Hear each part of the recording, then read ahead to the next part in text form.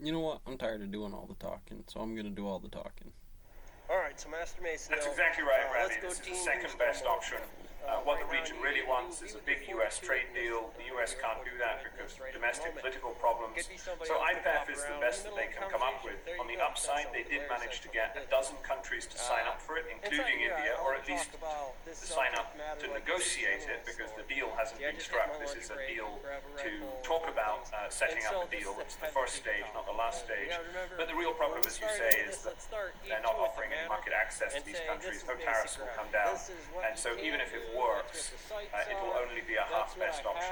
As a person that does wood splitting, and somebody That comes said, in and James, says, there well, seems to be I a will lot sell of you this discussion for about time and space IPEF relative being a to the vehicle YF to over really X that- standardize And so as you look inside here, the it takes a little ecosystem bit of for time, digital say 10,000 commerce in hours this on the region. regular Do you see books, that about happening? 5 years.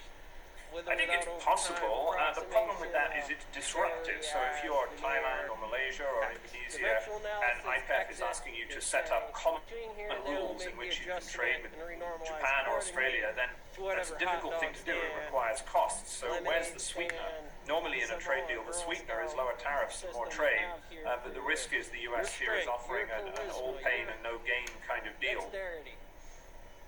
And inside of that, like I said, And James, of course, coming into this, there was a real question about what could realistically be achieved given India's position on Russia-Ukraine, and at the same time, the fact that the new Australian Prime Minister has only been in his job for a number of hours. But to another question, what did you make of President Biden's comments on Taiwan pledging military support? The White House was forced to walk that back, saying the US would provide aid in any scenario, but it does seem like the damage was done in that moment, and this is now being characterized as a gaffe by the president on this tour in Asia. Your view on whether or not that comment is going to add or subtract to the US efforts to counter in the China? conversation of that's what I'm trying Oh, it definitely doesn't help. This is the second or third time that Biden has done this, that he has made a comment about the US position on Taiwan, which has then had to be instantly walked back. And it was pretty clear to me yesterday that this was what was going to happen. The problem is twofold.